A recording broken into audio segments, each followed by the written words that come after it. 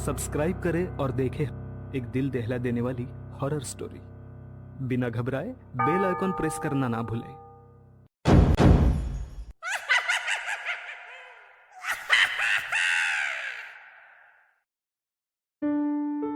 गांव के सरपंच का लड़का राकेश लकड़ियां लाने जंगल में जाता है।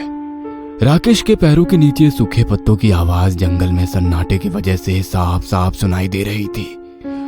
ऊपर से सूरज की तपती तेज धूप, आसपास बड़े और पुराने पेड़ भी जंगल को घना बना रहे थे। राकेश जैसे ही लकड़ियां इकट्ठा कर घर जाने के लिए पीछे मुड़ा तो राकेश के सामने एक बेहद हसीन लड़की खड़ी थी। वह लड़की दिखने में किसी स्वर्ग की अप्सरा से कम नहीं थी। बिखरे काले बाल, झील सी गहरी आंखें उसके रूप को साथ दे रही थी। तुम कौन हो और इस जंगल में अकेली क्या कर रही हो? फिर वो लड़की हल्की मुस्कुराती हुई कहती है, मेरा नाम रेशमा है। इस गांव से दूर इस जंगल में मेरा घर है। मैं वहीं रहती हूँ। मैं जंगल में लकड़ियाँ ले जाने आई हूँ। और आप कौन? फिर राकेश कहता है, मेरा नाम राकेश है। यहीं पास ही में मेरा गांव है। मैं उसी गांव में रहता हूँ। मेरे बाबा ने मुझे लकड़ियाँ लाने भेजा है। इतना बोलकर दोनों ही लकड़ियां इकट्ठे करते हैं। फिर वो लड़की वहां से जाने लगती है और जब राकेश उसे जाते हुए देखता है तो वो उससे मानो सम्मोहित हो जाता है, मानो वो अपने होश खो बैठा हो। उस लड़की की चाल किसी की भी नजरें लुभाने में काफी थी। राकेश भी उसी के पीछे जाने लगता है, जैसे कि राकेश पर किसी ने वशीकरण किया हो। दोनों उस लड़की के घर में जाते हैं। वह लड़की राकेश से लिपट जाती है और उसे प्यार करने लगती है। दोनों का प्यार चरम सीमा पर था। तभी उस लड़की का चेहरा बेहद डरावने चेहरे में बदल जाता है। उस लड़की के मुंह से खून की धार बह रही थी। वो खौफनाक मंजर देखकर राकेश के होश ठिकाने आ जाते हैं और वो लड़की को धक्का देकर दूर हटा देता है। लेकिन वो लड़की राकेश के ऊपर झपटा मारकर अपने दांत उसके गर्दन पर चुभोकर सारा खून बहा देती है। और लड़की, जो कि एक चुड़ैल के रूप में बदल चुकी थी, वह राकेश के सभी शरीर को अपने भाग से अलग कर रही थी। कहा जाता है कि चुड़ैल का प्रकोप बहुत खतरनाक होता है। ऐसे ही इस गांव की दास्तान है। इस गांव में एक बहुत खतरनाक चुड़ैल का साया है। वह चुड़ैल किसी के रूप में आकर अपनी खूबसूरती के जाल में गांव के मर्द के साथ हम बिस्तर होती है और उसे मार डालती है। ऐसा करने से उसकी शक्ति, खूबसूरती और उसकी उम्र बढ़ जाती है। यह सिलसिला बहुत दिन तक चला और बहुत सी मासूम सी जानें दांव पर लगी। मगर गांव वालों को चुड़ैल से छुटकारा पाने का तरीका मालूम था। चुड़ैल जिस मर्द के साथ हम बिस्तर होती है, उस मर्द को चुड़ैल को मारना ही पड़ता है। अगर चुड़ैल ने किसी मर्द को गलती से भी ऐसे ही जिंदा छोड़ दिया तो वो खुद जलकर राख हो जाएगी। जो मर्द उस चुड़ैल के साथ गया उसको चुड़ैल ने मार दिया। पर उस बेवकूफ इंसान ने कभी चुड़ैल से छुटकारा पाने का रास्ता तक नहीं अपनाया। वैसे भी वो खतरनाक चुड़ैल उस इंसान को आखिर मार ही देती है। शहर से पढ़ाई कर विक्रम वापस अपने गांव आया था। कितने दिन बाद शहर से गांव जाने का अलग ही मजा है। जो बात गांव की हवाओं में है वो शहर में कहां। फिर विक्रम गांव में आता है। विक्रम की गांव में केवल उसकी माँ थी। पिताजी गुजर गए थे। गांव में अपनी माँ को देखकर वो बहुत खुश हुआ। माँ, कितने दिनों बाद तुझे देख रहा हूँ। फिर विक्रम की माँ खुश होकर थोड़ी धीमी आवाज में बोली, तुझे देखकर मेरी आंखों को राहत मिल गई। अब तू मेरे साथ ही रहेगा ना? हाँ माँ, मेरी पढ़ाई पूरी हो चुकी है। अब मैं तुम्हारे साथ ही रहूंगा। अगले दिन विक्रम गांव वालों की परेशानी देख एक चाचा से पूछा, और चाचा जी, इस गांव के सब लोग इतने परेशान और शांत क्यों रहते हैं? पहले तो गांव में ऐसा ना था, एकदम ऐसा क्यों? फिर वे बूढ़े चाचा विक्रम को उस चुड़ैल की कहानी बताते हैं। बेटा, इस गांव पर सदियों से एक चुड़ैल का साया है। वो अपनी खूबसूरती के जाल में फंसाकर इस गांव के मर्द के साथ हम बिस्तर होती है और उसका खून पी लेती है। कभी कभी रात में इस गांव पर उस चुड़ैल की परछाई दिखाई देती है।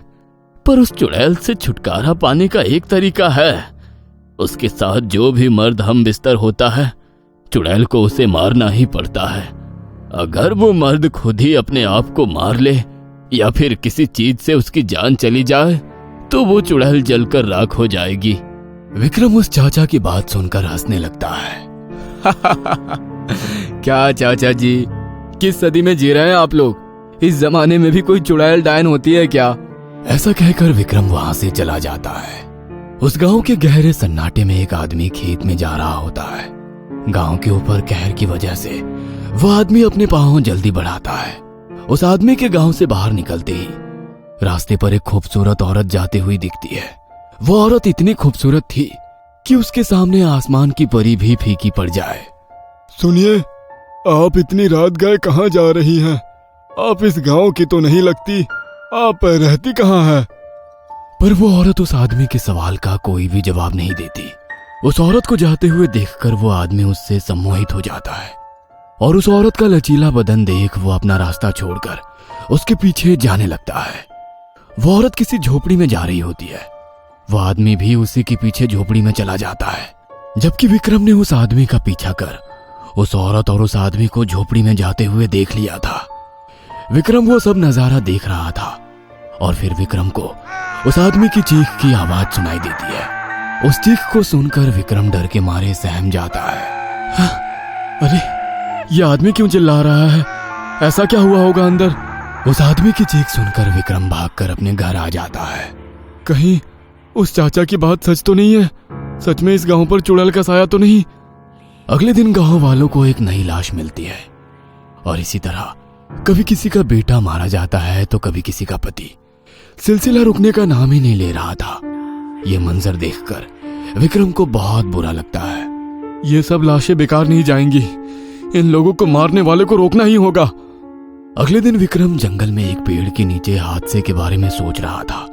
देखते ही देखते सूरज ढलने वाला था। काफी देर हो गई। यह खौफनाक बातें सोचने में कैसे रात हो गई मुझे पता ही नहीं चला। पर विक्रम जैसे ही घर जाने के लिए मुड़ा, उसे खूबसूरत औरत उसके सामने नजर आई। हो ना हो ये वही चुड़ैल है जो मर्दों की जान की दुश्मन है। मुझे पता है अब मुझे क्या करना है। हाँ, वो औरत अब जाने लगी। वो औरत अपने हुस्न का जाल विक्रम पर फंसा रही थी, मगर विक्रम उसकी खूबसूरती के जाल में फंस नहीं रहा था। फिर वो औरत चलने लगी। उसके पीछे विक्रम भी जाने लगा। चुड़ैल को लगा कि ये भी मेरे जाल में फंस चुका है, पर चुड़ैल को ये नहीं पता था कि विक्रम नाटक कर रहा है। फिर वो औरत किसी घर में जा रही थी। विक्रम भी उसके पीछे चला गया। वो औरत विक्रम से ऐसे लिपट गई जैसे शहद से मधुमक्खी। फिर वो औरत विक्रम से प्यार करने लगी। विक्रम सब सह रहा था।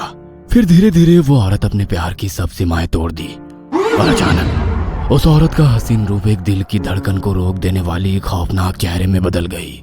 दरअसल औरत का रूप लिए वो चुड़ैल थी। विक्रम ने उस चुड़ैल को जोर से धक्का दिया और उसे अपने से दूर हटा दिया। तुमने बहुत से निर्दोष जान लिए ना, अब तुम्हें भी जाना होगा।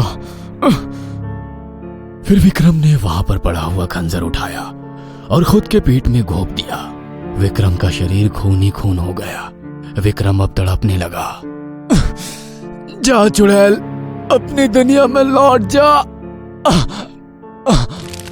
फिर चुड़ैल अपने ही पाप की आग में जलने लगी। देखते ही देखते वो आग सारे घर को जलाने लगी। सारा घर जल के राख हो चुका था और उसमें हुए चुड़ैल और विक्रम भी। इसी तरह गांव वालों को चुड़ैल से विक्रम ने छुटकारा दिला दिया और सभी गांव वालों की दुआएं लेकर विक्रम हम सब से चला गया। वो कहते हैं ना, जो दूसरों का भला करते हैं वो कभी नहीं मरते। ये कहानी आपको अच्छी लगी हो तो हमें सब्सक्राइब करें, हमारा इंस्टाग्राम और फेसबुक पेज जरूर फॉलो करें। और हाँ दोस्तों, सब्सक्राइब करना भूलना मत।